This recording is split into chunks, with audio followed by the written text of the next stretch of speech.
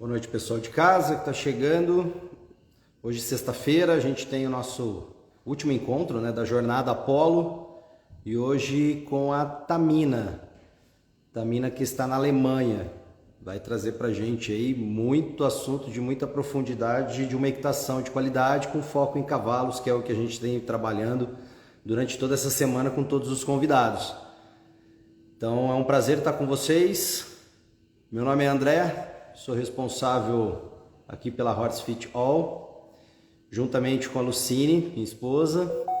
Sou filho do Pércio, da Regina, pai da Heloísa, Isadora, Heitor e Petrus.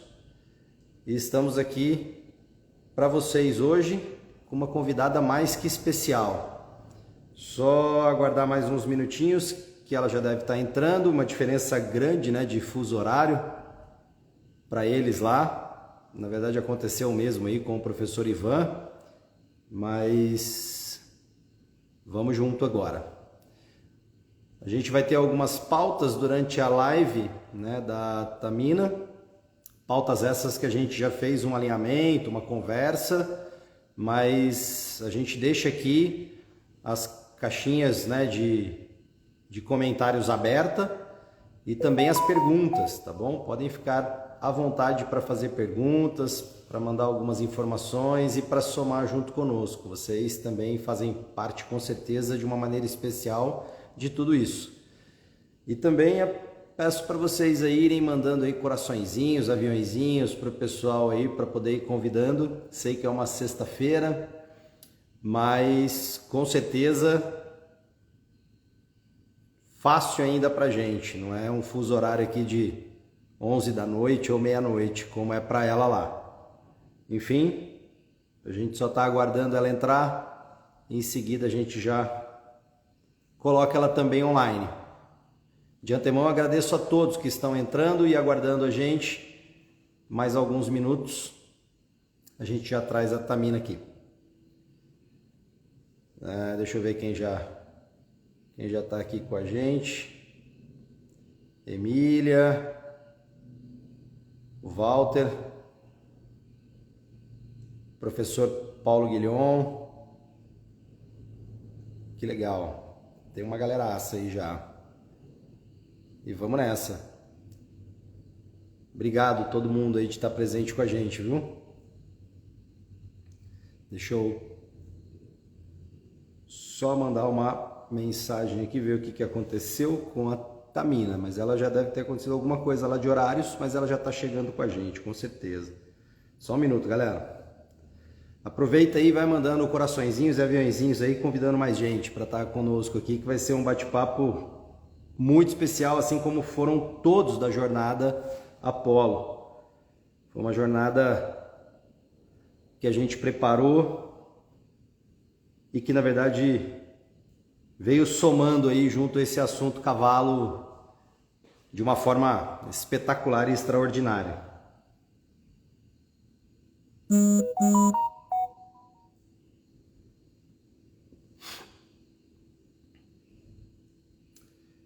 Mandei uma mensagem para ela aqui, ela já está chegando com a gente.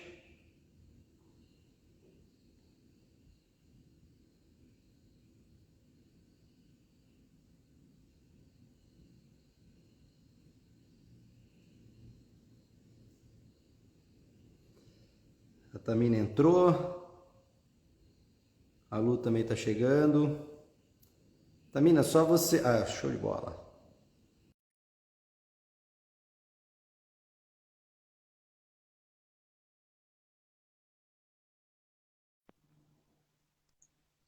Olá, Oi, Tamina, tudo bem? tudo certo. E que bom. É um prazer ter você aqui com a gente, com, Igualmente. com toda essa dificuldade de fuso, né? De fuso horário para vocês aí. Eu tenho certeza que não é nada fácil, né? Quase meia-noite. Ainda bem que eu sou acordada de noite, de manhã que é pior para mim. Verdade.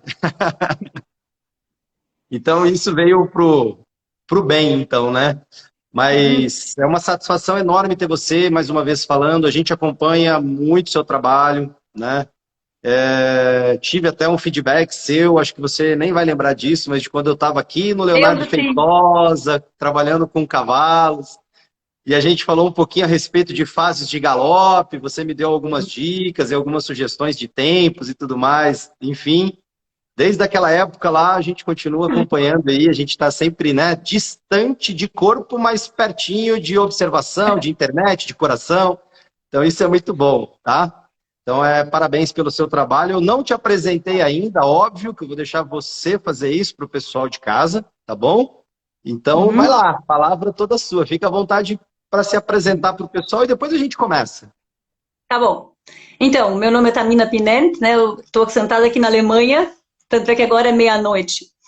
E eu estudei biologia, fiz o doutorado em agronomia, quer dizer, biologia, mas na agronomia, e acabei trabalhando alguns anos na faculdade, mas dava cada vez mais aula de equitação, treinava cavalos, e acabou tendo um ponto que ou eu vou ser uma treinadora mais ou menos boa, mas eu não faço mais nada, ou fico assim no médio. Então parei de dar aula na faculdade e comecei a dar aula só de equitação, treinar cavalos.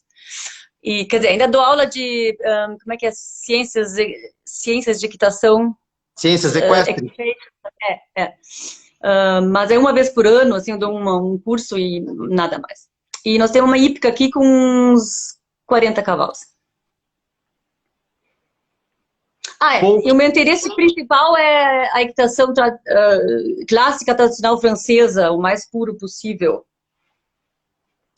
Legal. Disso, a respeito da equitação, dessas escolas de equitação, eu vou deixar para a gente falar um pouquinho lá para o final. Vamos trazer um pouquinho de argumentos aí, de todos esses trabalhos que vocês fazem, né? Que com certeza, assim, tem muito a agregar para a nossa equitação quando a gente pensa em saúde animal, bem-estar, conexão, né? Quando a gente pensa nesse contexto de uma saúde única, né? Envolvendo ser humano, animais, plantas, né, todo o universo, né? Então, eu acho que isso é o que mais importa. E para a galera de casa, né, a gente conversou um pouquinho antes, né, Tamina? Bem rápido, mas na verdade a gente apontou algumas coisas que a gente ia trazer para vocês aqui na live, né? E aí eu vou só trazer isso, não é nem a título de questão, mas só a título de pontuação mesmo. E depois eu vou deixar os questionamentos vocês de casa estarem fazendo para a gente, se tiver alguma dúvida dentro da explicação que a Tamina tiver, né, direcionando a gente aí, tá? Então, Tamina, o primeiro ponto, que na verdade, né, a escola que vocês fazem o desenvolvimento de trabalho aí, né, que você trouxe, falou bastante a respeito, né, de dar equilíbrio, né? E aí eu vou usar duas palavrinhas, né? Dar equilíbrio e força, mas com suavidade. Então explica pra gente como é que isso funciona. É difícil, né? Botar numa frase. Não, até são dois temas principais. Isso na minha cabeça são dois temas. Um é dar equilíbrio e força, que é um tema importante porque tem muito, principalmente também no horsemanship, e coisa assim que a gente são técnicas usadas por, sei lá, digamos, uns cowboys que têm 20 cavalos para domar num dia, então são técnicas que funcionam rápido e funciona se a gente tem um sentimento bom, mas tudo dá para abusar ou fazer demais ou errado. E o que eu vejo bastante é que tem uns instrumentos que a gente usa para tirar o equilíbrio do cavalo e tirar a força do cavalo num caso de emergência. E eu vejo muitas pessoas usando isso no dia a dia com qualquer cavalo. Por exemplo, dobrar o pescoço bastante. É uma maneira de tirar completamente qualquer força que ele tenha. E claro, se o cavalo me agredir, ou sei lá o que eu usaria. Mas se a gente vive falando de respeito e de como é que é, confiança, uma pessoa antes de subir num cavalo, dobra o pescoço até lá para subir, ele está respeitando e confiando, ou ele está achando que talvez o cavalo possa sair corcoviando e por isso que faz?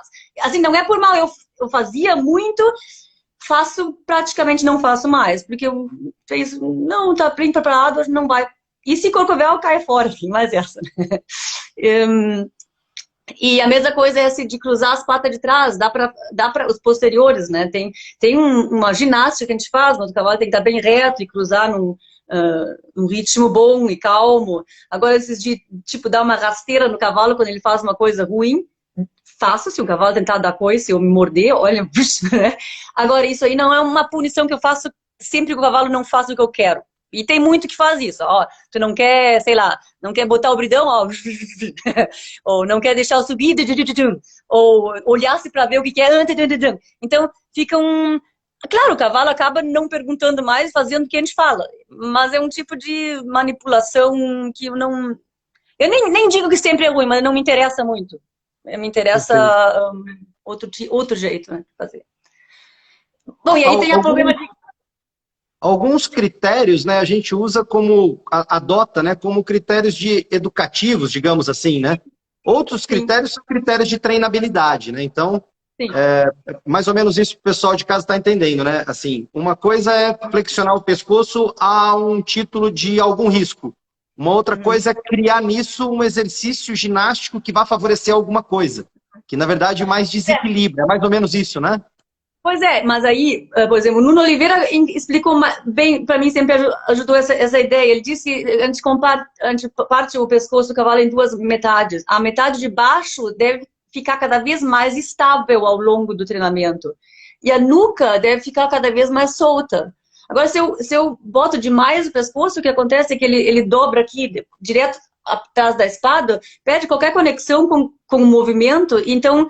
Dá para fazer como assim, como eu digo, se o cavalo resolver disparar em direção à autoestrada, faz o que for necessário. Mas porque é muito mais fácil fazer isso aqui. O que é difícil é o cavalo ficar aqui estável e mexer mesmo assim. Eu não sei, eu vi que tu faz as artes marciais, assim, tem o balé, outras, tudo é isso assim, tu mantém uma estabilidade para mover as extremidades bem, ou a cabeça. Agora, na hora que a gente perde a estrutura, a gente perde a força. Se alguém te atacar assim, tu faz assim, acabou. E não é isso que eu quero. Eu não quero tirar... E a ginástica seria essa, né? Manter o peito alto e aí mexer a cabeça sem cair. E isso é complicado. Eu não vejo muita gente prestando muita atenção nisso. Assim, quanto mais para lá o nariz, melhor, não é... Mas é uma moda, eu sei, né? Fazem por tudo, né? No salto, no western, é uma moda. Perfeito. Agora... O que a gente quer deixar também, né, Tamina, aqui para o pessoal de casa entender é que a gente está falando, na verdade, assim, de uma equitação de qualidade. Não estamos colocando nada esportivo nisso, né? Então, a gente respeita, né? Tá tudo certo para quem faz, mas a gente só está tentando trazer uma outra visão, um outro alinhamento, né, do que seria uma correlação melhor, pensando no bem-estar do movimento do corpo do animal, né, do corpo do cavalo, assim como nós seres humanos também, né?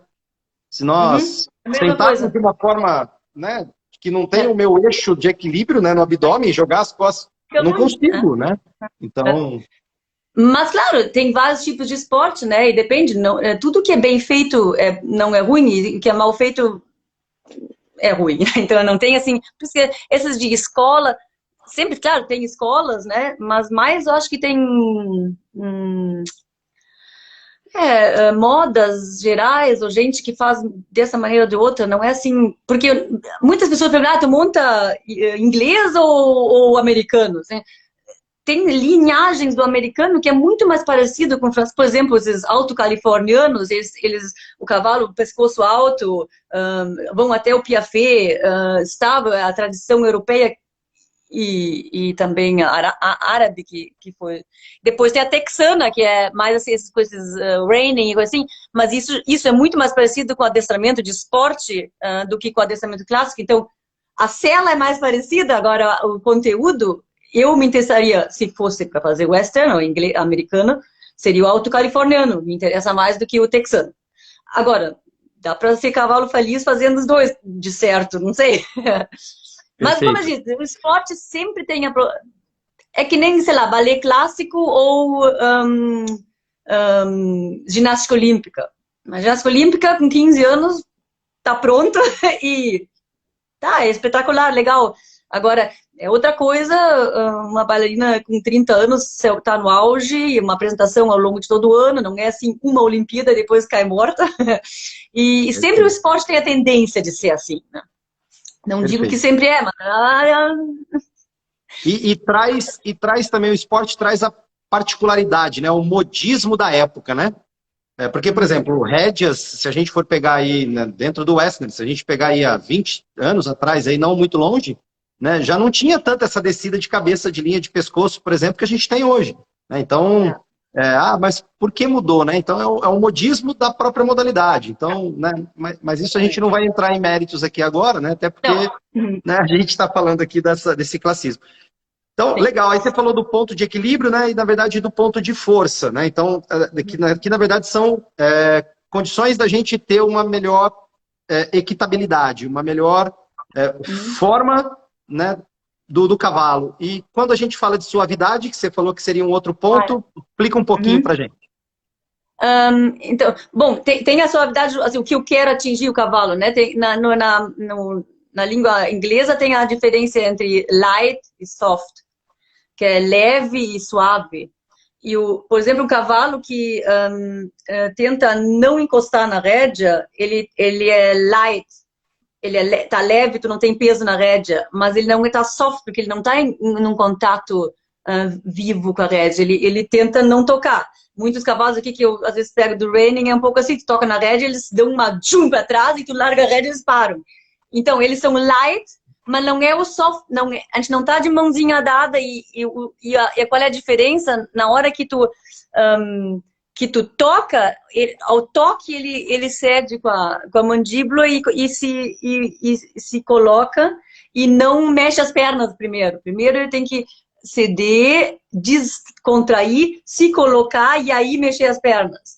Então, na hora que o cavalo tranca, cede aqui e mexe as pernas, seria para o cavaleiro, tá leve, talvez, mas não seria... Claro, botar peso na rédea tá fora da... Eu sempre acho ruim, mas mesmo a leveza é diferenciada, né? Porque na hora que ele também não toca na rédea, ele não tá... ele perde a impulsão um pouco, ele tá atrás da rédea. E é para ele estar em frente da perna, na ideia francesa, né? Em frente da perna e suave na mão. E não atrás da mão e talvez se deixando empurrar com a perna. Então... seria uma diferença. Agora, a suavidade do cavaleiro, isso é outra pergunta. Quanto eu posso botar eu? E a resposta é que não é essa a pergunta, na verdade. A ideia é essa de ter limites, a gente bota limites, digamos, o comprimento da rédea é este. Eu boto com o meu dedão aqui, esse é o comprimento da rédea. Tá. E o cotovelo pendurado embaixo do ombro. Tem duas vantagens. Primeiro, não tem tensão nos meus braços, tá pendurado. Segundo, se o cavalo puxar na rédea, eu notaria, porque ele iria puxar minha mão, o meu cotovelo para frente e eu poderia protestar. Agora, para eu puxar, eu teria que botar o cotovelo para trás ou para os lados, também não posso. Então, na verdade, eu deixo meu braço pendurado. Se o cavalo quiser puxar minha mão, eu fecho a mão e aí pode ser 1 tonelada, problema do cavalo. Agora, eu não vou puxar de volta, eu simplesmente vou botar um limite. Dentro desse limite, ele não tem nem um pouquinho eu incomodando ele. Né? Então, Perfeito. a mesma coisa do chão, eu digo... a mesma coisa, eu deixo o meu cotovelo pendurado embaixo do ombro e tá com uma varinha, digamos, e a corda. E eu digo assim, eu não vou tirar o meu cotovelo debaixo do meu ombro. Se tu puxar, eu vou fechar. Se tu não puxar, eu não vou. E eu não posso bater no cavalo com a varinha se eu não botar o meu cotovelo para frente. Agora, se ele entrar tanto assim que eu consigo tocar nele sem mexer o cotovelo, problema dele, é como um ventilador, né? Então, não é o quanto eu posso botar força, é onde é que está o limite, o cavalo que, se quiser... Claro, esse limite não pode ser tão difícil que não seja possível assim, um roll-cour ou coisa assim, não, né? Mas um limite adequado é o cavalo que tenta até onde é que vai, que não é uma parede, na verdade, a parede nunca agride. E é muito difícil para as pessoas, a gente não nota, a gente sempre puxa um pouquinho, ou meio que vai lá para dar uma... só que aí fica não é nem por ser malvado pro cavalo, mas fica impreciso onde é que é, mais ou menos aqui, ele puxa, eu puxo de volta. Ou um cavalo que chega perto demais e eu tenho que mandar ele de ré, se eu fizer isso 2, 3 vezes, não é o erro dele que ele entrou 2, 3 vezes. Se eu tenho que mandar, é porque eu deixei ele entrar 3 vezes e mandei ele de ré 3 vezes. O que eu teria que fazer na hora que ele pensar em chegar perto, tu sabe que ele tem uma parede, né? E se ele entrar, tá... E não deveria acontecer que eu deixo ele entrar para depois mandar ele para fora, porque aí começa uma briga e Sim. É do chão, é do montar, é a mesma coisa. Agora, a intensidade que eu preciso depende do cavalo. Tem uns cavalos aqui que entram com uma brutalidade e tem que dizer mesmo, não, parar aqui. Mas nunca vou lá para dar neles. A ideia é evitar o confronto, né? Evitar...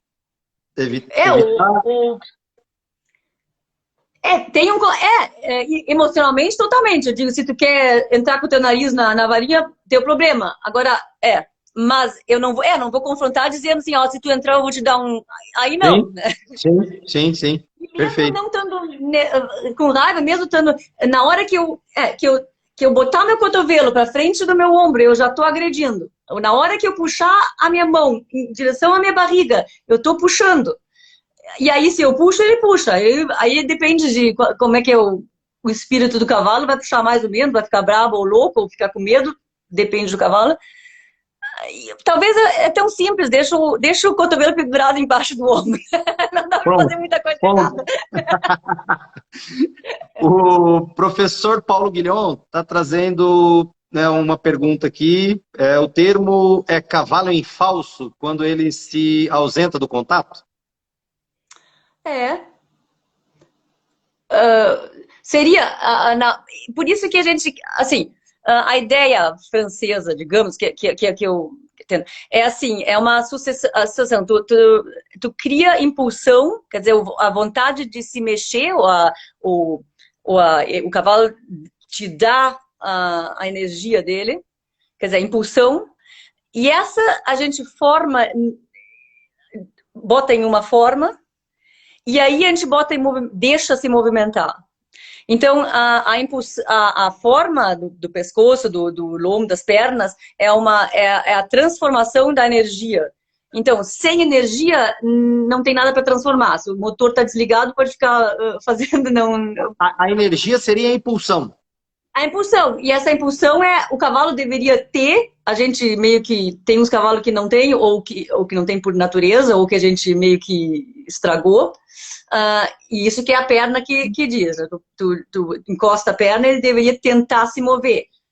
E essa vontade de se mover, a mão filtra. Se tu deixa a rédea longa, ele vai se movimentar. Um cavalo jovem, por exemplo, é assim. Bota a perna e ele se mexe. Ótimo. Mas depois tu bota a perna, ele encontra a rédea e a rédea forma uma posição. Essa impulsão vai se formar em equilíbrio. E aí tu deixa sair. Na hora que ele perder o equilíbrio, tu volta para a forma. Se ele perder a impulsão, quer dizer que em falso ele estaria atrás da rédea, pede para ele ir de novo para frente. É uma educação. E é simples, mas não é fácil. Porque tem que ser muito preciso. Mas é por isso que a gente queria mexer de... né, na hora que o cavalo quer ir para frente, encontra a rédea, ele diz, tá, rédea, vou soltar e vou me posicionar. Se ele encontra a rédea e diz, não vou, ou eu vou fugir, vou sair correndo, ou tentar tirar a rédea, é tudo sinal que ele não entendeu, não aceitou. Ou nós estamos usando a rédea, geralmente, claro, sempre a nossa culpa, porque é nós que sentamos em cima do cavalo e criamos a rédea, né? Ele ainda não entendeu, ou o cavaleiro não entendeu, qual é a reação esperada. Isso acontece muito com o cavalo. Se o cavalo achar que a rédea é um freio, e a perna é o acelerador, na hora que a gente usar as duas coisas juntas, claro que ele vai ficar louco, ou brabo, ou vai dispensar, sei lá, não fazer nada, depende do cavalo. O problema é explicar para o cavalo que a rédea não é um freio, a rédea é embreagem, a rédea filtra tu poderia botar o gás ao máximo. Se a embreagem não está segurando, ele não vai sair correndo. Agora, se não tem embreagem, só tem freio, então tu vai ter que botar o motor contra o freio, estoura. E essa acho que é uma das coisas. As pessoas e os cavalos acham que é um freio. Claro que dá para... Acaba parando se a embreagem... E aí é fácil. No fim, com assento, tu para. Agora, a rédea em si, ela traz o equilíbrio, levanta toda... Assim, se um cavalo sai galopando, disparando, e a gente procura um morro e começa a subir o morro, e que vai cada vez mais para cima, tem um ponto que é muito fácil parar. Tu simplesmente senta e ele para. Mas nem sempre que ele vê o morro, ele para. Seria ruim. Então, e é um pouco com a rédea. Tu começa a montar um morro e tem um momento que é muito fácil parar. E se ele perder o equilíbrio e começar a correr para baixo, a gente tem que começar com a rédea, levantar todo o professor até tu diz, tac, ou não diz, tá? E ele fica se movendo no lugar, acaba, claro, no cúmulo é um piafé, um galope até de ré, dá para galopar de ré, se quisesse, eu não, mas com essa lógica. Então, por isso que o cavalo tem que estar, se ele está em falso, se ele está atrás da rédea, não tem como fazer isso, porque ele só vai estar meio que entre os dois e ou perder a impulsão ou perder o equilíbrio. Essa aí é a parte fascinante para mim dessa ideia. Perfeito, perfeito. O professor, ele complementou aqui que, na verdade, não foi uma pergunta, foi uma afirmação, mas a gente aproveitou a afirmação do professor e complementou, então, também. Obrigado, professor. Tamina, você falou já um pouquinho disso, e a gente trouxe isso até como ponto, né? Mas se você conseguir colocar mais alguma coisa a respeito do não puxar e não empurrar, e também não se deixar ser puxado ou empurrado, né? Que a gente... São duas questões, né? Você consegue explicar um pouquinho? Eu sei que você já falou um pouquinho, mas... Sim. Mas essa... Tinha uma moda no século XVIII, XIX, que era a palavra francesa que chamava aplomb. Um peso que vai para baixo. E essa ideia que as pessoas cultivadas da época, elas se movem e se comportam a plomb, quer dizer, que nem um peso. E elas, também em discussões, por exemplo, né, tu fica na tua, explicando, não agride ninguém, mas também não deixa, é também retórica, mas também o corpo. E um dos exemplos é uma bailarina que dá uma pirueta, ela tem que estar no equilíbrio para poder se mover. E se o bailarino empurrar ela ou ela puxar, nunca vai funcionar. Então, é uma ideia de percepção de mim. E isso, como é que eu começar a frase de novo? Eu costumo não terminar frases, mas tem uma ideia. Muitas vezes, se a gente fica meio que mexendo no cavalo, não faz isso, não puxa, não desce, não sobe, não sei o que, faz isso, e aí a gente fica meio que chateando os cavalos às vezes. Então, uma das ideias é se concentrar no aplomb próprio e perceber já antecipadamente quando é que o cavalo está começando a me empurrar do meu peso sem força, sei lá como é que se diria em português. Isso pode ser também, já se a gente está no chão, ele se aproximando de uma maneira... Porque as pessoas deixam o cavalo, às vezes, depende do tipo de pessoa, mas chegar perto e começa a dar ré e tudo. Aí eu sempre digo, se fosse um homem adulto, chegando assim, desse jeito, tu ia achar bom ou tu ia reclamar? Eu reclamaria, por exemplo, se alguém começar a mexer na minha roupa, assim, parece louco, né? Ou pisar em cima do meu pé.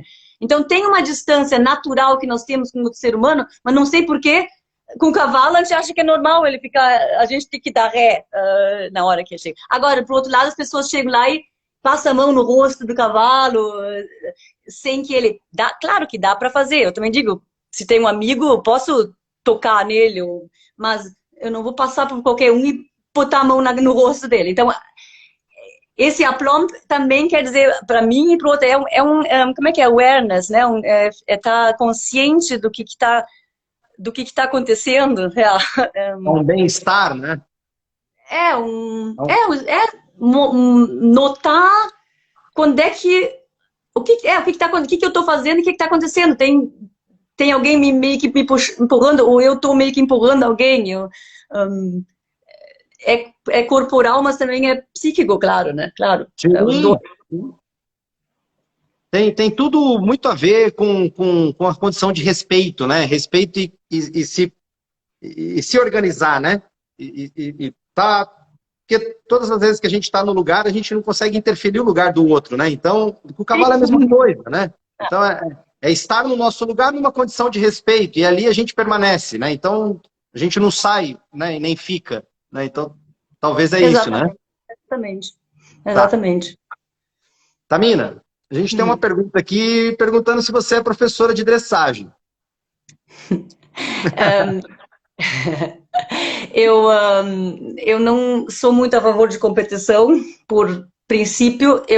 Não é que eu acho que todo mundo compete é ruim, mas eu não tenho interesse, porque eu não tenho interesse de, sei lá, não me interessa o que um juiz acha, mas me interessa muito o que pessoas acham que eu respeito e que eu quero saber a opinião, mas, bom, eu tenho alunos que competem e às vezes ganham também, por minha infelicidade, porque principalmente os jovens, eu prefiro que eles sentem prazer em fazer o que fazem, em entender o que o cavalo está tentando dizer, melhorar a si próprio. Então, quando eles ganham demais competições, eu já digo para eles, olha, não vem aqui para competir mais. Vem aqui se tu te interessa, né, para melhorar. Mas, claro, é legal ir num evento, eu entendo, eu fiz muito isso, concurso completo eu fazia muito, entendia, mas não é nem que eu ache, para mim agora, pessoalmente, não é nem que eu ache ruim, eu acho desinteressante. É muito mais interessante conversar um a um com o cavalo, assim. E dressagem, o nome em inglês já quer dizer, dito em inglês já quer dizer que é esse adestramento de competição. E o clássico tem isso em artes marciais também, por exemplo, né? Tem escolas clássicas que dizem as internas, né? Tem tudo, estilo de vida, meditação, comportamento. Não tem, claro, às vezes acontecia que uma escola ia demonstrar para outra, mas esses de ter cinto azul, preto, amarelo, sei lá, foi uma ideia americana para ter uma estrutura, assim. Mas aí já começa com, tu tem o cinto azul, então é igualmente ruim, o de amarelo, e já começa isso de novo, né? E a filosofia, que é uma meditação, acaba, mas, claro, por outro lado é difícil, as pessoas perguntam, qual é o nível que tu monta? Não sei, pergunta meu cavalo, né? Tudo dá um nível de competição, porque tem muito. E isso é o que também. Na verdade, quando a gente faz para a vida, né? A gente não tem nem um ponto para comparar nada, né? Porque, na verdade, tipo, o que é para menos? O que é para mais? Eu não consigo entender. Eu consigo o que é um contínuo, né? Comigo mesmo, né? Né? Porque nesse começo também, como é que vai comparar alguém que tem um cavalo com mais talento ou com menos? Ou um cavalo que o instrutor que montou, ou um cavalo que eu mesmo montei? Ou um cavalo que tinha problema? Então, qual é o cavaleiro melhor? O que melhorou um cavalo ruim? Ou o que monta um cavalo super bom, mais ou menos? Os dois estariam montando mais ou menos. Agora, um trouxe o cavalo e melhorou. Então, não tem... E acaba sendo, aqui é muito assim, acaba sendo quem tem o cavalo mais caro e o instrutor mais... acaba ganhando. E tá bom, dá para fazer, mas aí eu também posso comprar um carro mais caro e ser a mais rápida. Sim. não tem muito... Mas exatamente. Eu entendo, se encontrar e ter um evento e uma festa, tá bom. Isso aqui é um pouco difícil, principalmente para os jovens, né? O que dá para fazer é apresentações, sei lá. Sempre é difícil, mas não me interessa muito. O que você trouxe das artes marciais é isso mesmo. Na verdade, a gente usa, né? No karatê, a gente tem as escolas que são as escolas do esporte e tem as escolas tradicionais. Nas escolas tradicionais, a gente tem isso como uma arte de vida, né? Então, é meditação, é concentração, é o fundamento, é Kihon, Kata, né? E isso que você falou da graduação é muito importante, porque assim, a hora que você consegue ter todas as graduações, quando você é mais novo ali, que você olha pro amiguinho do lado e vê ele com a faixa diferente da sua, você fala, nossa, eu quero, né, ir para frente, né? Quero caminhar. E a hora que você chega numa faixa preta, você fala assim, cara, parece que começou tudo de novo. E aí é como se fosse faixa branca de novo. Né? Então você vê que aquilo ali é para a vida toda, né? Uma repetição, uma constante. Então, aqui é muito legal esse bate-papo, inclusive porque a gente está trazendo isso, né? A arte equestre, né? Então, assim como as artes marciais, né? A arte equestre. Então, que é para a vida, né? Que é para um bem da vida. E aí a vida dos seres humanos e a vida dos cavalos, né? E quando isso tudo está em uma conexão, é fantástico, né? Então... Como fala de arte, né? Mesma coisa, a dança, por exemplo. Tem, digamos assim, 3 maneiras. Tem a dança de lazer, vai lá, dança salsa, assim, é legal, nada contra. Dá para fazer com equitação também. Eu quero passear, claro, tem que ter um mínimo para ter prazer, tem que funcionar mais ou menos, ótimo. Depois tem a arte, que é uma dedicação tem que ser quase fanático para só fazer isso e de novo, uma miniatura, uma coisa. Isso é arte. Pode levar a arte. E tem o esporte, na dança, essa arte seria o balé clássico, sei lá, e tem dança de esporte. Agora, já dá para ver na maneira, é tudo espetacular, e tem que fazer rápido, e sempre aquelas caras iguais, e sempre no limite, né? A bailarina, ela levanta a perna, espera, antes de baixar, ela levanta 30% mais e desce, que ela não está sempre no limite, é simplesmente fácil para ela se mexer. E eu acho que das artes marciais também, eu acho que tem essa ideia de que a gente cultiva a natureza e a cultura permanece natural. Quer dizer que uma bailarina acaba se mexendo desse jeito e o balé continua uma coisa natural. E na equitação, acho que é a mesma... o que me interessa na equitação é assim, não é que esse dressage, por exemplo, de levantar as patas,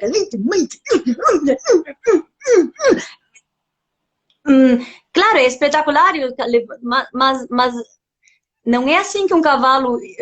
quer dizer, eu tenho um garanhãozinho lusitano aí, quando ele está se mexendo, assim, é uma suavidade incrível. Não é assim... Então, quando perde essa naturalidade, eu já não acho muito estético. Mas agora, para competir, sempre é um problema, né? Como é que um juiz vai dizer, esse ali levantou as pernas a mais, mas eu não acho muito natural. Aí vai dar briga já. Como? Meu cavalo fez os passos maiores, como é que eu não ganhei?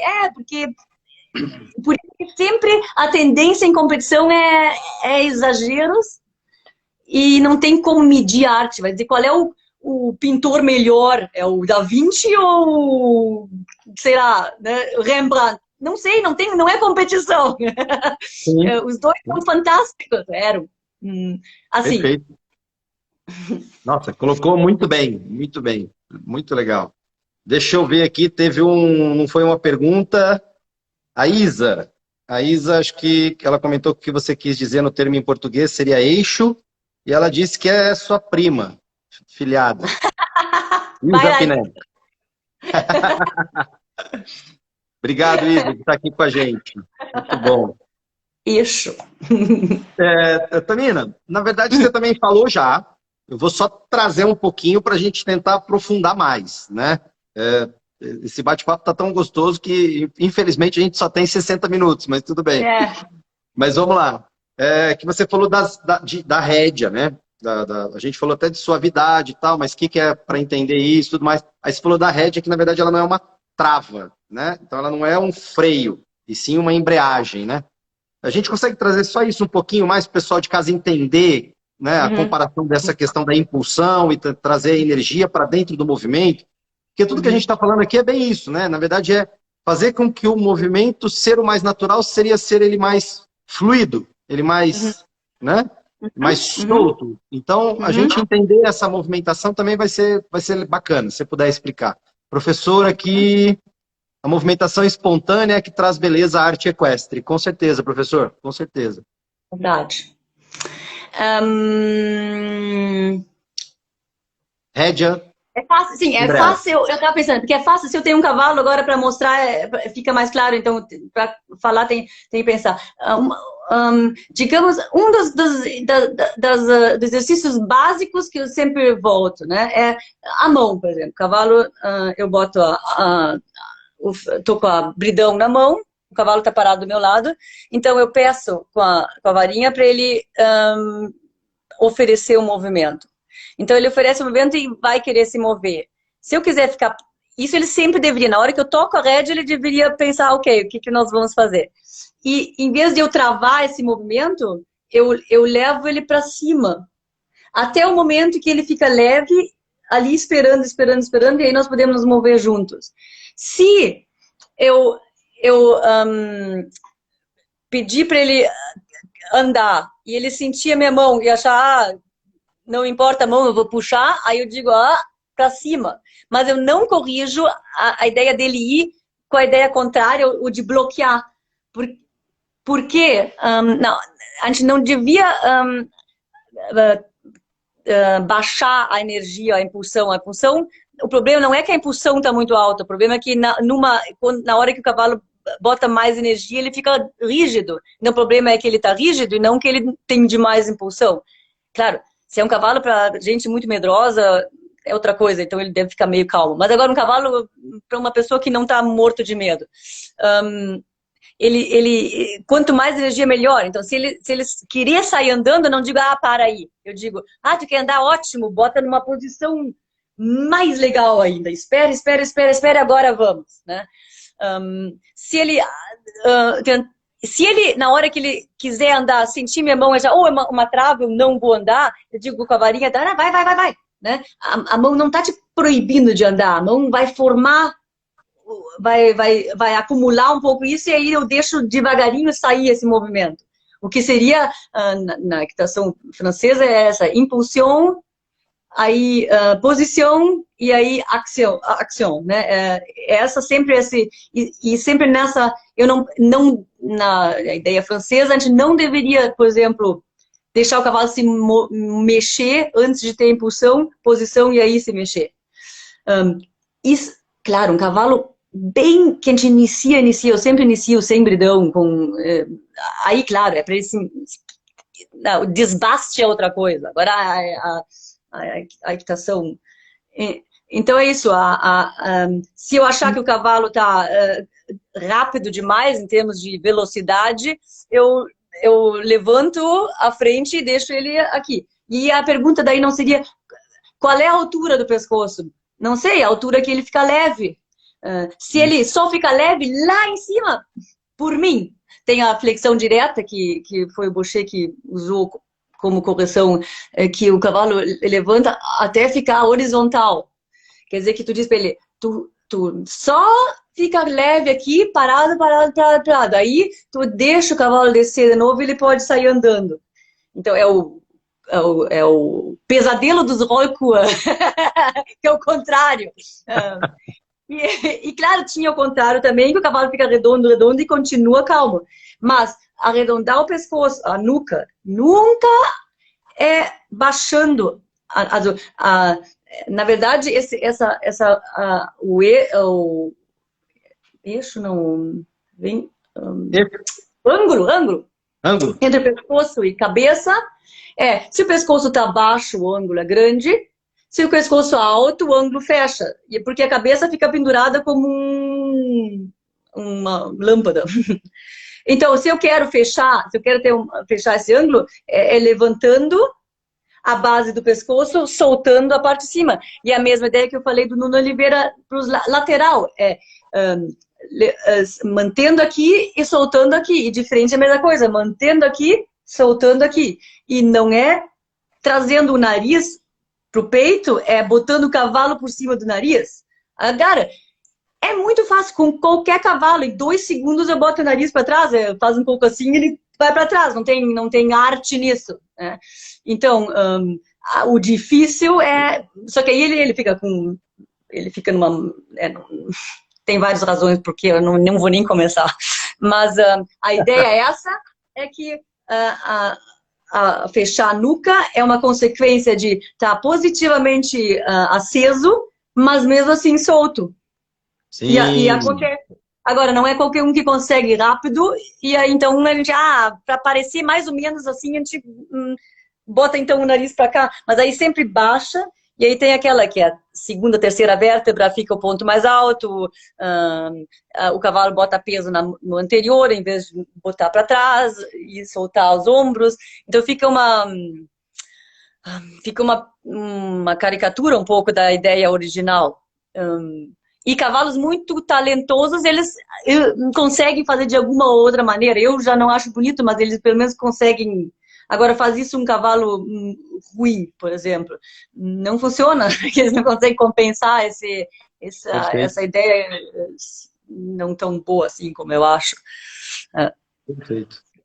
Ótimo. Bom, aqui também, deixa eu ver só uns comentários anteriores aqui, subiu um pouquinho, que o Coronel Rui, que esteve com a gente iniciando essa jornada aqui no primeiro dia, está dando os parabéns pela iniciativa. Achei muito legal isso que ele trouxe aqui, Tamini, na verdade que foram enfoques diferentes da mesma equitação. Que legal, né? E é bem isso, né? É bem isso, as escolas, né? E cada aplicabilidade na sua... sempre fazendo o melhor ao cavalo. Bom, aqui, Milton, feliz em vê-la falando. Como a Tamina vê a questão de ficar andando sem cabeçada ou sem embocadura? Foi uma pergunta. Sim. Bom, vamos para essa. Depois tem uma outra aqui, a gente fala já já. Não tem nada de mal, eu acho. A não ser que o cavalo seja muito hiperflexível e tenha um problema mesmo. Assim, digamos, não tem nada de mal. Melhor do que muita outra coisa que se faz. Eu tenho alunos que montam sem embocadura e com cavalos bons, é fácil. Assim, eu tenho que até tem uma foto que eu compartilhei, uma égua alemã de pismo, a vida inteira sem embocadura, fazendo um piafé maravilhoso, mas é um cavalo muito talentoso. E a guria que monta é muito boa também, tem um sentimento bom. O problema do sem embocadura... Bom, e tem muitas pessoas que eu recomendo. Se a pessoa não está a fim de se dedicar a coordenar, porque é muito difícil, está sentado em cima de um cavalo, se mexendo. Aí tem a rédea na mão, que está na gengiva de um animal. E a gente tem que fazer movimentos complexos. Às vezes tem um pouco de extensão. Acontece coisas imprevisíveis. Para coordenar tudo isso, uma vez, o que eu falei? É como andar de surf, ao mesmo tempo fazer crochê e conversar com a tua melhor amiga sobre os problemas psíquicos dela. Tudo ao mesmo tempo. É difícil. Então, quem não quer aprender isso, então, dá para fazer um pouco de menos danos sem embocadura, eu acho. Por outro lado, se puxa brutal, ou tem umas sem embocaduras que é com metal, tudo não é melhor. E tem muita gente que monta sem coisa muito ruim, mas puxa, empurra. Não é muito ruim, mas também não é muito bom, né?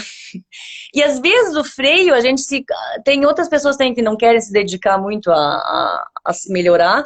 Um freio bem comprido tem a vantagem que ele tem muito jogo, né? Então, se a pessoa vai passear e bota a rédea só numa mão, com o freio que tem bastante parte de baixo. De baixo.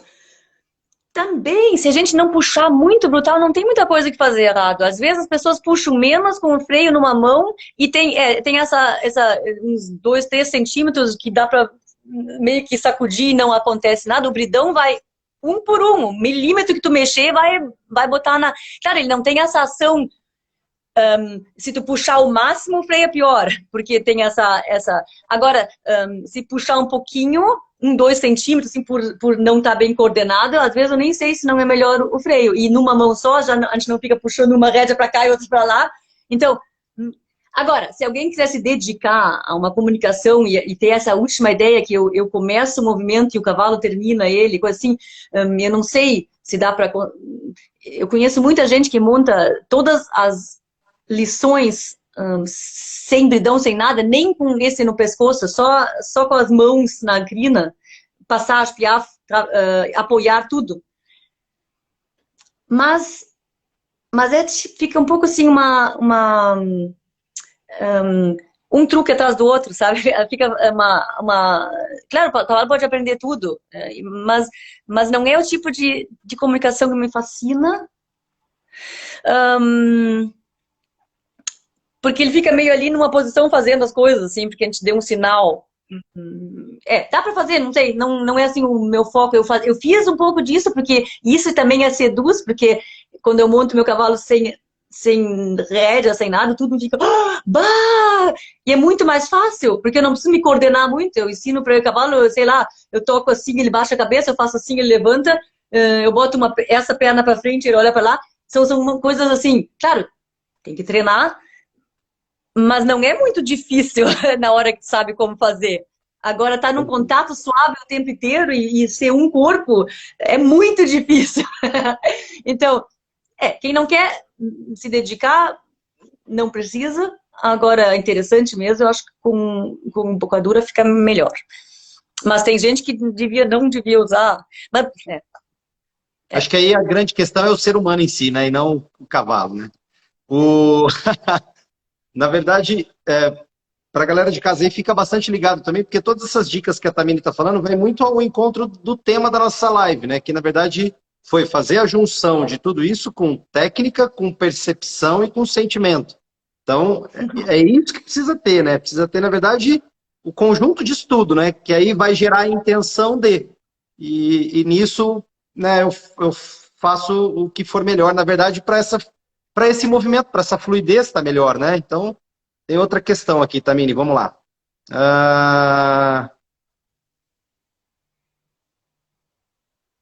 Deixa eu ver aqui. Cavaleiro melhor, conforme caminhamos do cavalo que você monta. Então, não é você que aprende, é o cavalo. A senhora acha isso? Não entendi muito essa pergunta, Stella. Você os entendeu, dois, Tamini? não sei, assim, as palavras cavalo, ser humano e aprender quem dá para formar é sempre, Cavaleiro assim, melhor conforme encaminhamos o cavalo que você monta. Então, você quem aprende. Então, não é você que aprende, é o cavalo.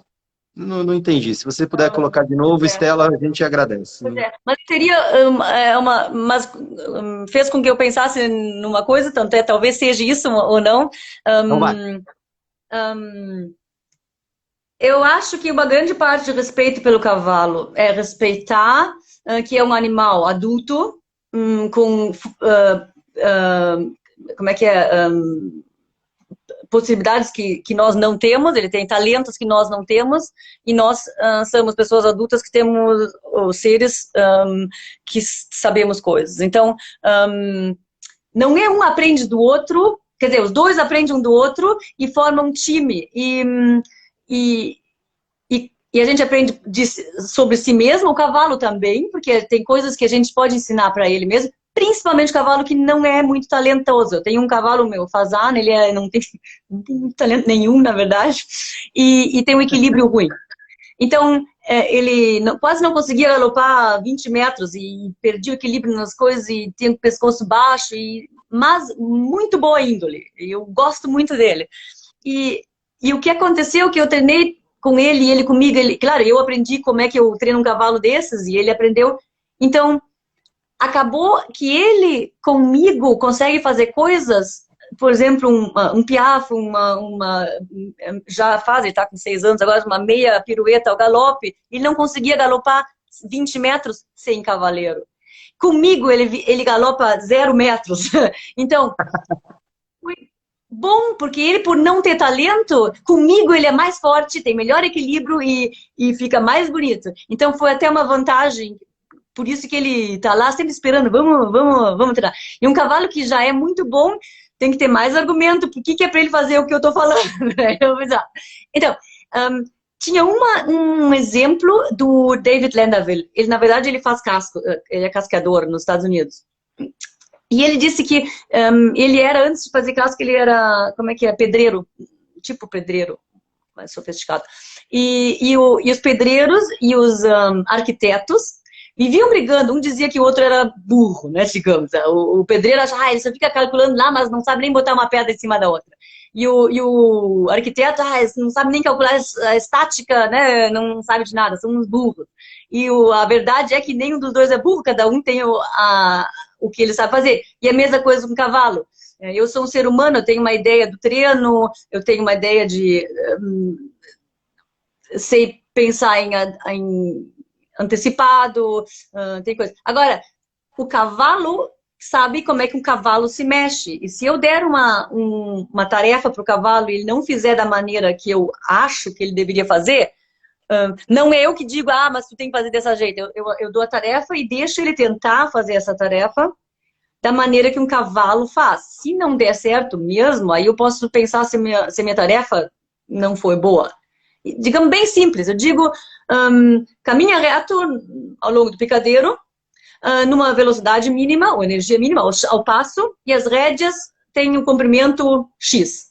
Então ele sai andando, então ele tenta, vou dar contra, vou por cima, vou para trás, vou devagar, vou rápido, eu tento sair de lado, vou fazer... E eu não fico corrigindo, não, isso não, assim é errado, não, isso também não. Eu fico simplesmente na minha tarefa. Se tu sair do caminho, eu fecho essa mão e digo, não, aqui não dá. Quando ele voltar, tá, continua fazendo. Se ele tentar tirar a rédea da minha mão, eu digo, não pode puxar na minha mão. Se ele parar de puxar, tá bom. Se ele ficar mais lento, eu digo, não, fica na energia. Agora, dentro dessa tarefa, se ele quiser tentar andar assim, ou assim, é a parte dele. Não sou eu que vou dizer, não, um cavalo não pode andar dessa maneira. Se ele continuar fazendo isso por uma semana, talvez a minha tarefa seja ruim, ou eu que esteja puxando coisa, mas nenhum cavalo vai fazer isso, não vai achar uma solução. Eles acham a solução. Então, ou eu estou atrapalhando, ou a minha tarefa é muito difícil, ou ele tem um problema sério. Agora, é possível que ele experimente, ali termina a rédea. Levantar eu posso, mas por que eu iria andar assim o tempo inteiro? Então, no momento ele baixa. Baixar, não, termina a rédea. Sair para outro lugar, não. Ele vai achar. Então, é um respeito. Eu não tenho que ensinar ele a mexer os pés dele, a não ser, se ele é muito... Mas aí eu tenho que ir sucedendo devagarinho e fazendo a tarefa mais complicada. Comecei, o meu cavalo faz eu comecei sempre mesmo, mas aí eu dava ideias para ele, por exemplo, tu levantar um pouco o pescoço, é mais fácil ficar no equilíbrio, ou se tu ficar com os ombros mais reto, é mais fácil de dar a volta. Então, mas isso eu dou uma ideia e largo ele de novo. E pergunto para ele, tu achasse essa ideia boa? Se ele achou boa, ele vai fazer. Se ele não achou boa, ele não vai fazer de novo. Agora, se a minha ideia for ruim, ele tem a razão de dizer, não vou fazer o que tu fala. E seriam, por exemplo, essas coisas muito de baixar a cabeça demasiado, ou dobrar o pescoço. Se eu fizer isso, e eu perguntar honestamente para ele, tu achasse que assim é melhor de fazer? Ele vai dizer, não achei. Então, ou vou ter que ser muito autoritária, ou vou ter que brigar a vida inteira para ele fazer, ou ele não vai fazer. Então, as minhas ideias, se eu quero ser um time bom, a minha ideia tem que ser boa. E não é assim. Muitos fazem assim, se tu não fizer a minha ideia, eu vou fazer essa tua ideia muito ruim. E não é isso, é o contrário. Se tu fizer a ideia que eu tive, vai ser muito melhor do que a tua ideia. Não eu faço a ideia dele pior, a ideia dele já é ruim. Se ela for boa, deixa ele fazer. Né? Então, se tu fizer a minha ideia, tu vai ver e vai ter que dizer que foi melhor, né? Foi melhor, né? Então eles ficam teimando assim, de repente eles fazem, e aí a gente vê assim, talvez foi melhor, né? Então, e muitos fazem isso. Se tu não fizer o que eu quiser, a tua ideia tu vai ver se é boa. Por exemplo, sei lá, eu quero ir para a esquerda, o cavalo quer ir para a direita, eu digo, tá, vamos para a direita, mas então tu vai para a direita assim, ó. Aí tu pergunta de novo, agora tu quer ir para a esquerda, ele claro que vai dizer, tá bom. Mas ele não vai achar que as minhas ideias são super boas. Ele vai achar que eu vou punir ele pela ideia dele. Então, é sutil. E depende com quem é que eu tô falando. Porque tem gente, claro, que deixa o cavalo fazer o que quer. É outra, também não é isso. É simplesmente e bloquear ideias totalmente idiotas, claro. Uma criança que vai correr pra rua, eu vou pegar ela pelo cangote e puxar de volta. Mas aí eu vou soltar ela e não vou dar um tapa ainda. Ou talvez um tapa, mas... Com certeza. Tamir, vamos lá. Nossa, tá demais isso aqui. A gente falou também um pouquinho agora, né, antes de entrarmos na live, a respeito de recompensas intrínsecas. Traz isso pra gente, por favor. De novo, é uma coisa que eu acho que tem muito a ver com o respeito. E tem um movimento de reforço positivo, que é um pouco assim contra essa brutalidade que acontece às vezes com o cavalo. Então a ideia deles é fazer o contrário, né? Não usar força ou punição e usar reforço positivo. O problema é que aí é mais complicado do que a gente pensa. Então tem que ter uma pequena punição. A pré-definição na etologia não quer dizer que eu dou um soco na cara de alguém ou dou um choque elétrico. Isso também é punição, mas punição é qualquer coisa que faça com que o comportamento apareça de novo, que reduza a probabilidade que o comportamento apareça de novo. Então, se, por exemplo, o cavalo sair andando e eu disser, e ele parar, isto foi punição, porque eu bloqueei a atividade dele e a probabilidade que ele vai fazer de novo seria. Então, é uma coisa super natural. Se eu, sei lá, se alguém perguntar, sei lá, eu vou pegar esse chocolate e dizer, isso aí é meu. Tá. Seria, na etologia, seria, por exemplo, porque ele para de fazer isso e de certo não vai fazer de novo. Então, não quer. O problema é que os exemplos nos livros de colégio sempre são assim: bota um rato numa gaiola e dá um choque elétrico se ele apertar o botão, isso é punição. Tá, eu também sou contra, né? Agora, e reforço positivo, sempre o exemplo é o animal faz alguma coisa e ele dá uma comida. Então, aconteceu muito com esse clicker, também, treino clicker, né? Que é um reforço positivo de segundo grau. A gente reforça o clicker, quer dizer que a gente dá um barulho qualquer e dá uma comida. Comida. Então, tem uma hora que o animal associa com, isso é uma coisa boa. E aí, deveria parar de dar comida com isso. E só usar... a vantagem é que é muito pontual. E a distância, tu pode um animal fazendo alguma coisa, tu faz esse clique e ele sabe, isso foi certo, eu vou fazer não. Isso foi desenvolvido pelo exército, com delfins que botavam, sei lá, umas bombas num submarino lá, assim, é uma coisa muito efetiva, muito efetiva. Aliás, eles usavam até as drogas para os delfins fazer mesmo com muita ênfase o que é para eles fazer. Então, a palavra reforço positivo é muito positiva. Então, as pessoas, então o que eu faço é muito melhor. Primeiro, ninguém usa só reforço positivo. Como eu disse, se o cavalo está numa guia e ele chega ao fim da guia, isso é punição, porque ele para de caminhar. Ou se tu botar um pouco de pressão na guia e ele dá um passo para frente, isso foi reforço negativo, porque a pressão da guia então, a palavra é meio... não é intuitiva, não, que a gente usa no cotidiano. Agora, por que eu acho importante? A desvantagem disso é que a comunicação fica muito... É um monólogo. O cavalo, o animal, nesse caso o cavalo, faz uma coisa e eu que evaluo se está certo ou não. É só eu que digo isso. Depois, só tem uma palavra, sim, sim, sim. Depois, não conheço quase ninguém que não usa mais comida, quer dizer que tem geralmente umas bolsas cheias de comidinha e na hora que acabou a comida o cavalo não faz mais nada. Então, como é que seria se a minha amiga só conversasse comigo enquanto eu dou um chocolate para ela? Sempre quer dizer bom dia, eu dou um chocolate para ela. Não, eu posso achar que ela é minha amiga, mas de certo ela não sei bem, né? E tem ela estudos. Gosta muito de chocolate, não é sua amiga, não. Não, é verdade. De certo. Então, tem estudos. E o reforço intrínseco que nós todos temos é o prazer em fazer coisas. Cada um é um pouco diferente, mas a gente tem o prazer em conseguir alguma coisa. E pode ser qualquer... Rasgar papel pode ser um prazer. Ou sei lá, tirar uma espinha pode ser um prazer. Conseguir fazer um salto, subir num muro, é um prazer. E são prazeres intrínsecos. Ninguém tem que dizer, isso foi bem feito, aqui está o teu chocolate. E tem estudos em seres humanos e ratos, que na hora que a gente paga ou dá uma comida por esse comportamento, o prazer de fazer por fazer começa a diminuir. Quer dizer, eles fizeram com os ratos, cada vez que os ratos começavam a brincar, eles davam água com açúcar. E depois de algumas vezes, os ratos, primeiro, não brincavam mais sem ganhar água de açúcar. Se eles mostravam um comportamento de brincar e não recebiam água de açúcar, eles ficavam frustrados e bravos. Então, eles faziam o tempo inteiro, tô brincando, me dá o açúcar. Então, acabou com a vontade. E ser humano é a mesma coisa. Se eu pintar um quadro e te der de presente, porque eu acho que tu vai gostar e tu ficar feliz, ótimo. Agora, se tu me der 2 euros ou, sei lá, 10 reais, eu acho, legal, vou te desenhar mais um quadro, vai me dar 10 reais. Então eu vou começar a desenhar quadro.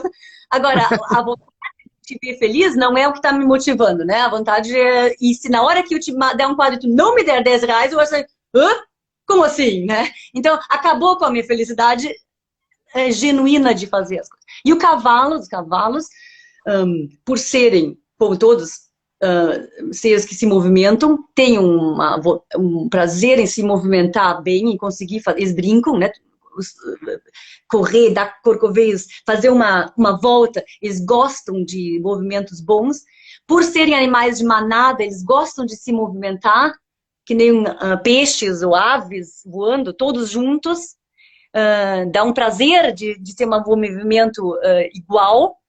E para que estragar isso dizendo, digamos, se eu dançar com alguém e tá muito legal dançar, e cada vez que a gente tá dançando, dizer, muito bem feita essa tua volta aí, eu já tu acha que eu sou idiota ou quê? Claro que foi bem, eu sei que foi bem feita, né? Então, e tem cavalos que ficam meio assim, né? E ficam meio... porque eles não são criancinha, e mesmo com criança, não sei o que devia fazer, mas assim, tem um cavalo adulto inteligente, cheio e tu diz, muito bem feito, olha como ele é inteligente. Tá, tu acha quão burro tu achava que ele é? Olha como ele é inteligente. Claro que ele é inteligente, né? Então, fica eu acho que é uma falta de respeito. Claro que também não estou dizendo que todo mundo da comida é ruim, assim, mas principalmente porque tem esse movimento que acha que são os únicos que lidam bem com animais, são os que dão comida o tempo inteiro. E um professor meu uma vez disse, eu subi no cavalo e dei uma comida para ele, faz anos, 20 anos. E ele perguntou, por que tu desse uma comida para ele? Eu assim, não sei, porque eu subi nele. E ele assim, e tu acha que é ruim para ele? Não sei, acho que talvez sim. Então não monta se tu acha que é ruim para ele. Aí eu fiquei assim... Porque ou eu faço uma atividade com o cavalo que eu acho que é bom para os dois, ou eu não faço. Agora, pagar uma multa por fazer uma besteira com o cavalo... né? E a mesma coisa a motivação. Ele disse que o cavalo fez alguma coisa assim, bem feito. E ele assim, tá, é como dizer para o filho de 16 anos, que bom que tu fosse na patente. Em vez de, assim, tem uma hora que não precisa mais... que as coisas são naturais. Então, essa motivação intrínseca, eu gosto, e olha, já faz anos que eu não uso mais comida. Claro que eu digo, elogio, mas não assim, muito bem, eu faço assim, essa foi boa, né? Legal. Assim, mais assim, admirando. E assim, nós temos muitos cavalos aqui, e eles são todos soltos na manada. Também tem muita gente que tem medo, eles não tem mais relação com o ser humano. Não é verdade. Eles estão lá tudo esperando. E eles são uma manada é 23 cavalos, outra é 4 e os outros são 9.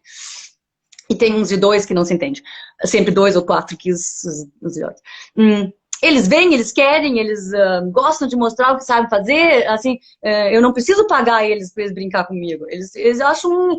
Claro, se vem um cavalo para correção, com uma birra com o ser humano, claro, eles me acham, eles não gostam de mim, mas eles não vão gostar mais de mim eu dando comida. Eu tenho que aí que vem o trabalho, eu tenho que provar para eles que é legal, que vale a pena, e às vezes tem que dizer, não, vamos fazer sim, claro, mas não vai melhorar a imagem minha para eles, não vai melhorar com tratando eles como se eles fossem meio, não sei, essa uma das ideias. Concordo totalmente. Na verdade, assim, o estar feliz não necessariamente está associado a recompensas, né? Tipo, então a gente tem que olhar para isso, né?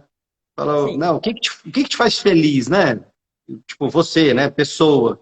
Né? Então, tipo, faz uma correlação agora com o animal, né? Então, todas as vezes que alguém vai te elogiar, por exemplo, às vezes até o contrário, né? Às vezes até uma crítica construtiva me faz feliz. Fala, cara, esse cara tá olhando para mim, né? Então é a mesma correlação com os cavalos, né? Eu acho que é bem por aí. Totalmente. Uhum. Tamina, fantástico esse bate-papo aqui. Olha, a gente passou um pouquinho aqui, me perdoe, mas foi muito, assim, muito interessante, né? Toda essa história. Vou deixar para a gente falar das escolas em um outro momento, Pois é. tá? Eu acho que tá válido demais aí, um conhecimento fantástico, né? Na verdade, dessa linha de trabalho, que é uma linha também que a gente acredita bastante, né? Confia e está buscando isso, né? Não tirando ou menosprezando nenhum outro tipo de linha, muito pelo contrário, né? Como até o próprio coronel trouxe para a gente, tudo enfoca numa condição de trabalharmos da melhor forma possível dentro da equitação, nos seus diversos caminhos, possibilidades, enfoques, enfim, que quer usar de expressão, né? E aí já é 1h da manhã, é isso? É. Nossa! Mas eu escrevo de noite sempre. Mas então tá bom. Obrigado mesmo. A gente vai te convidar mais vezes, com certeza. Já fizeram pergunta aqui de quando você vem para o Brasil e tal, mas depois a gente traz um pouquinho mais disso, né? Quais são as possibilidades e algumas, né? A gente tem muito carinho realmente pelo seu trabalho. Parabéns pelo trabalho, tá? A gente vai continuar te acompanhando aí, continuar tendo essa comunicação, com certeza. E a gente aqui do Brasil também está à disposição. Quando vier para cá, né, com certeza a gente vai te receber aí de braços abertos, né? E enquanto isso não acontece, a gente mantém essa comunicação, que hoje, graças a Deus, a gente tem esse meio, né? A gente tem isso que, cara, dá pra gente chegar num outro lugar do mundo de uma maneira muito fácil, muito simples, né? E não importa quanto pequeno é o teu interesse, sempre tem alguém no mundo tendo o mesmo interesse. Então, exatamente. Então, só tenho que desejar para você mesmo gratidão enorme, né? Para a galera de casa também que acompanhou a gente, uma sexta-feira, né? Difícil, o pessoal tem seus compromissos aí, suas responsabilidades, né? Horário de beber. Mas, como disse o professor Ivan, uma vez que eu mandei mensagem para ele meio tarde, ele falou, cara, para quem está no meio do cavalo, não tem sábado, domingo, feriado, não tem faça chuva, faça sol, então tá tudo certo. Bem normal. Obrigado pro pessoal de casa e Tamina, obrigado demais, de coração mesmo. Beijão no coração aí. Tchau, tchau. Tchau.